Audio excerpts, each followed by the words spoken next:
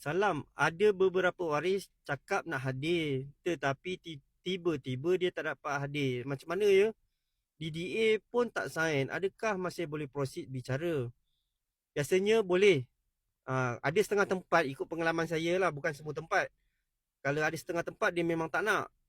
Tapi majoritinya bagi.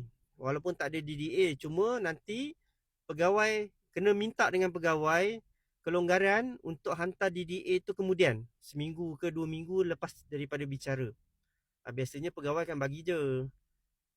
Masih boleh bicara. Cuma janganlah waris yang tak hadir ni sign pun tak nak lepas tu. Dia jadi kacau lah.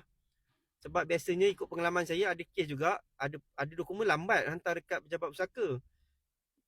Pegawai hanya putuskan lantik pentadbir je. Apa sorry, apa apa perbincangan pada waktu tu apa perbincangan pada waktu tu, uh, apa perbincangan pada waktu tu tentang pembahagian, pegawai tak ikut.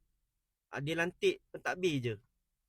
Tu dia punya kesan lah. Jadi nanti nak kena ulang bicara pula. Sebab tu kalau boleh minta kelonggaran, submit DDA kemudian seminggu atau 2 minggu, dan kemudian segerakan urusan tu. Kalau tak, dia akan jadi lantik pentadbir je. Bila lantik pentadbir je, kena ulang bicara lagi sekali. Jadi 2 kali kerja lah. Leceh lah pada saya.